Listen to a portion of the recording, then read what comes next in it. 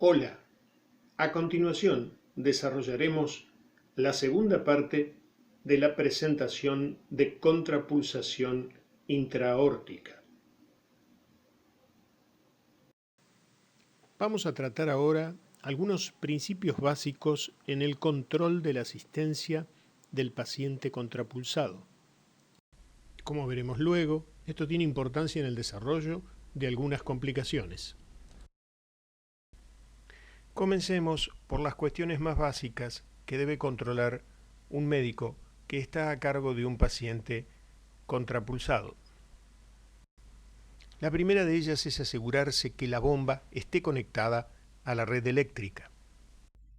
Las bombas tienen una batería interna que permiten el funcionamiento durante un tiempo limitado, pero este tiempo disminuye con el envejecimiento de la batería. Otro punto a controlar es que haya gas suficiente para el funcionamiento del balón de contrapulsación. Esto puede verificarse en el medidor que se encuentra señalado en la imagen de la derecha. Si la aguja se encuentra ubicada en la zona verde del medidor, significa que hay gas suficiente. Si está fuera de ella, es necesario llamar al personal de mantenimiento para que cambie la garrafa de gas por una llena. Además, se debe controlar que la llave de la garrafa de gas se encuentre abierta, girándola en sentido contrario a las agujas del reloj. Otra cuestión a considerar es que el cable que toma la señal de electrocardiografía esté correctamente conectado tanto al paciente como a la bomba de contrapulsación. Lo mismo puede decirse del cable de presión conectado al transductor que mide la presión intraaórtica a través del lumen interno del balón de contrapulsación. También es importante identificar el sitio de la bomba donde va conectado el tubo que lleva el gas al balón de contrapulsación. Se lo puede ver señalado en la imagen de la derecha. No son pocas las veces que por algún movimiento se desconecta la tubuladura y hay que reconectarla. Otro punto de control importante es verificar que el sistema de monitoreo de la presión intraaórtica que se mide a través del lumen central del balón funcione correctamente. La técnica del monitoreo de presiones intravasculares escapa a los fines de esta presentación y no será explicada aquí. Otro punto a controlar es la posición del catéter balón dentro del organismo del paciente. La posición típica del extremo distal del catéter balón es inmediatamente por debajo del botón aórtico, lo cual corresponde al segundo o tercer espacio intercostal. Los estudios publicados indican que si está posicionado un poco más bajo que eso, no disminuye el funcionamiento del catéter balón ni produce daño al paciente. Sin embargo, si se desplaza proximalmente, puede ocluir el ostium de la arteria subclavia izquierda y producir isquemia en el miembro superior izquierdo. Como es de imaginar, esto puede controlarse, además de la radiografía de tórax, con las características y el pulso del miembro superior izquierdo. Si esto llegara a ocurrir, se deben liberar las suturas de piel que amarran al balón y retirarlo hacia afuera un par de centímetros. Otra cuestión a verificar es la frecuencia de gatillado, dado que el gatillado más adecuado se hace a través del electrocardiograma. Estamos hablando de la frecuencia cardíaca. Cuando la frecuencia cardíaca es muy alta, puede disminuir el rendimiento del catéter balón porque el tiempo disponible para la entrada y salida del gas con cada latido es muy escaso. Algunos fabricantes de bombas de contrapulsación sostienen que esto puede ser mantenido hasta los 200 latidos por minuto, pero en la práctica el límite parece ser los 120-130 latidos por minuto. La gran irregularidad del gatillado, o sea, las arritmias, también pueden producir alteraciones en la asistencia del paciente. En la imagen de la parte inferior vemos los trazados simultáneos de electrocardiografía arriba y de presión intraaórtica abajo. Podemos observar cómo una irregularidad significativa en el gatillado produce en el trazado de presión aórtica un inflado del balón más temprano o más tardío de lo adecuado. Cuando ocurre este inconveniente, tanto como la alta frecuencia cardíaca, generalmente se puede apelar a medios farmacológicos o eléctricos para solucionarlo. También es importante controlar el intervalo de asistencia. El intervalo de asistencia típico es el 1-1, o sea, por cada latido del paciente, una inflación del balón. El resto de los intervalos no provee asistencia efectiva, por tanto, cuando se está ante un paciente que requiere la asistencia de la contrapulsación y se encuentra en un intervalo distinto del 1-1, debe ser vuelto a él. Otro punto de control importante es el temporizado adecuado del balón. Si el inflado y el desinflado del balón no ocurren en los momentos que deberían, el rendimiento del dispositivo puede ser escaso, nulo o incluso puede ser perjudicial para el paciente.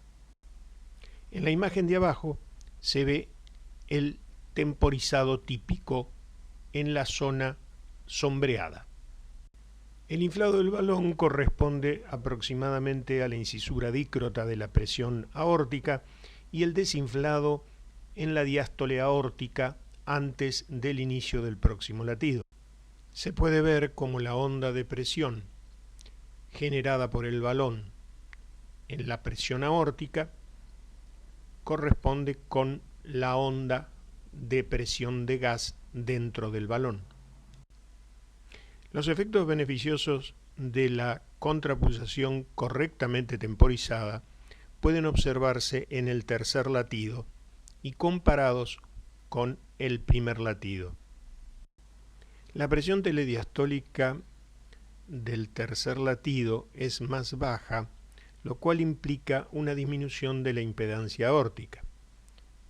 Esto repercute en la disminución del trabajo cardíaco, que se manifiesta por una disminución de la presión picosistólica aórtica del tercer latido. Tanto el inflado como el desinflado del balón puede ser más precoz o más tardío que lo correcto, y esto hace que la asistencia sea de menor rendimiento o desempeño. Cuando esto ocurre, el temporizado debe ser ajustado para conseguir un funcionamiento óptimo. La curva de presión de gas dentro del balón es otro elemento a controlar. Como vemos en la imagen, la curva típica tiene un ascenso rápido, una espícula de inflado, una meseta, un descenso rápido y una espícula de desinflado. Si bien son muchas las alteraciones que pueden producirse en la curva de presión de gas, vamos a hablar de una que reviste particular importancia. Es la alta presión de gas dentro del balón. Como se puede ver en la imagen, esta alteración se manifiesta en la curva de presión por un aumento del nivel de la meseta, un redondeamiento de la meseta y una desaparición de la espícula de inflado. Varias son las causas que pueden producirla, entre ellas la hipertensión arterial del paciente, el acodamiento del catéter dentro o fuera del organismo o del balón dentro del organismo del paciente. Pero sin duda la causa de mayor relevancia es haber colocado al paciente un balón con un diámetro excesivo que toma contacto con la pared de la aorta. Como es de imaginar, esto puede ocasionar injuria e incluso rotura de la pared de la aorta. La solución definitiva es cambiar ese catéter balón por otro con menor volumen. Una solución temporal es, a través de los controles de la bomba de contrapulsación, disminuir el volumen de inflado del catéter balón. Esto último hace que queden pliegues en el inflado del balón, lo cual favorece la trombosis, por lo cual no es una solución ideal. Mencionaremos a continuación algunos conceptos breves sobre el control del paciente que está siendo asistido por contrapulsación. Todo paciente en quien se implanta un balón de contrapulsación debe recibir profilaxis antibiótica endovenosa por 24 horas con cefalosporina de primera generación, comenzando 30 minutos antes de la colocación.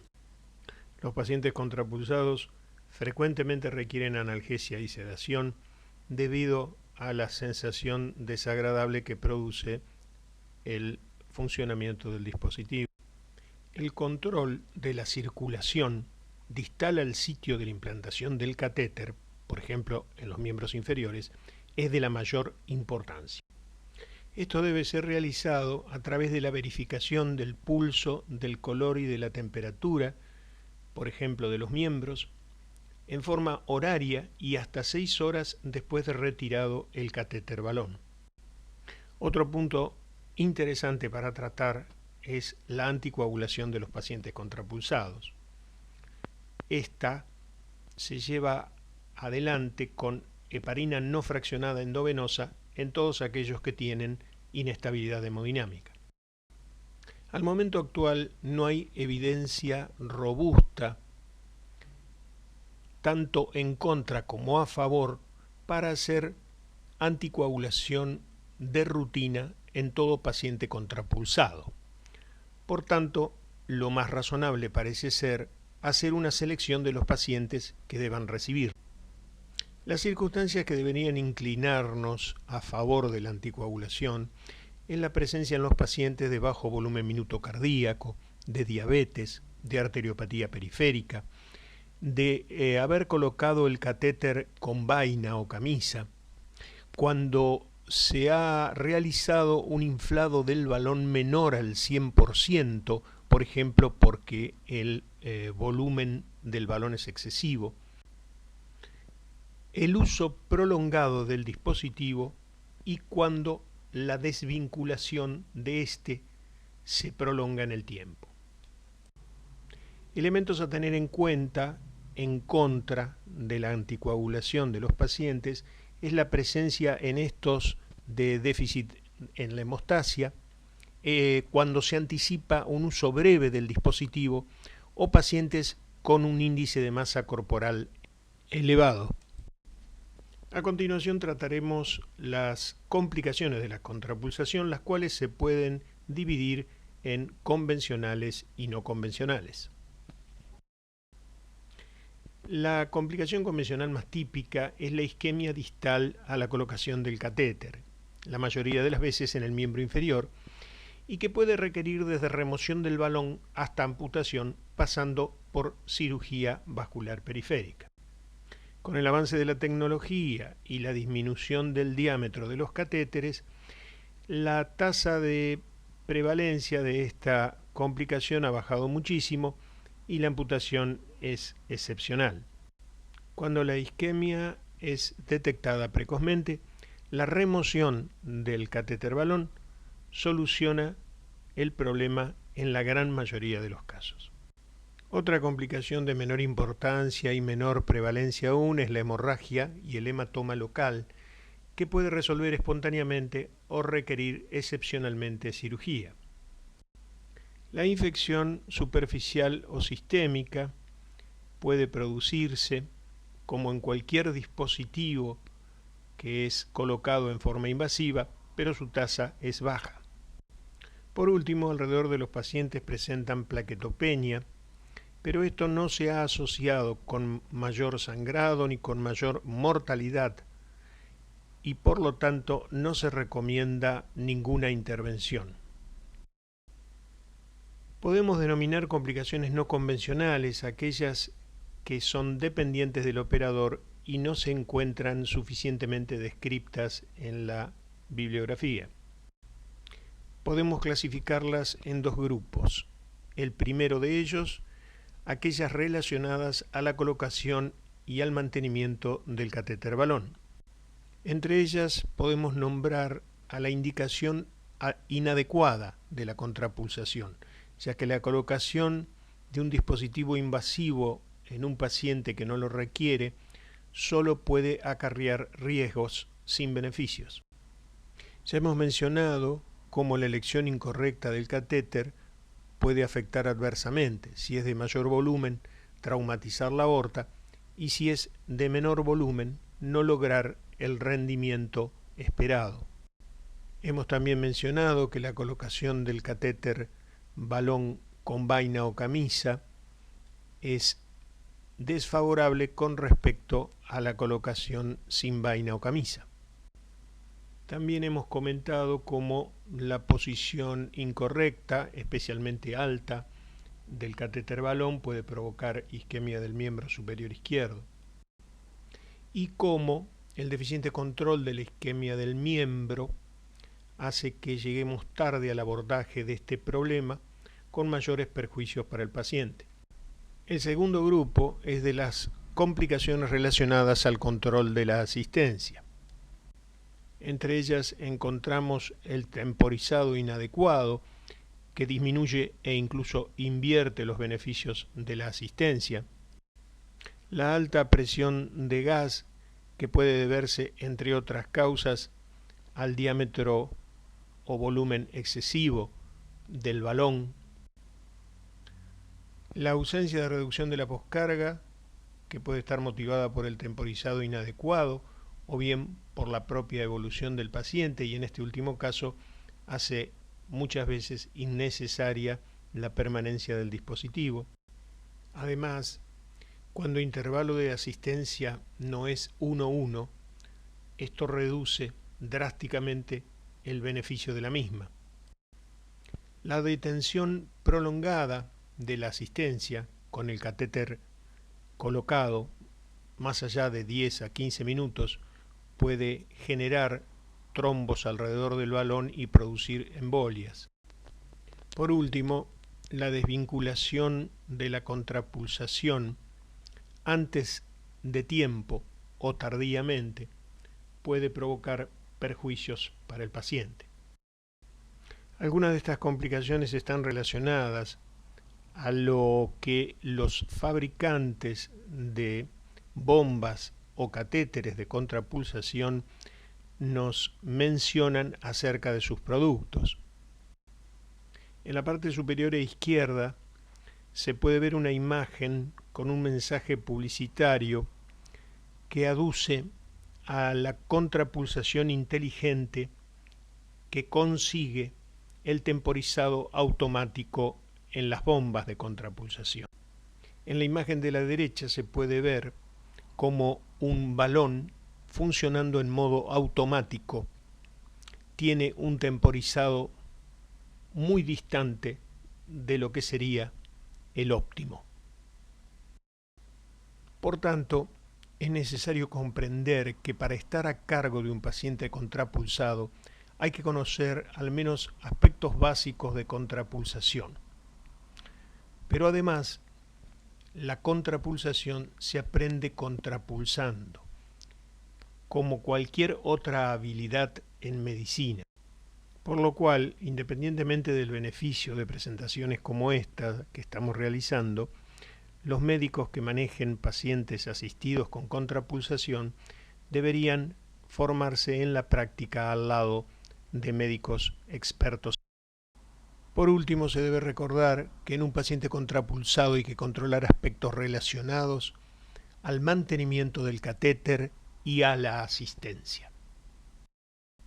Veamos ahora las contraindicaciones de la contrapulsación intraaórtica. Las hay de tipo absolutas, como la insuficiencia aórtica severa, no así la insuficiencia aórtica leve o moderada. Y esto es porque en esta condición el aumento de la presión dentro de la aorta en la diástole aumentaría la regurgitación aórtica.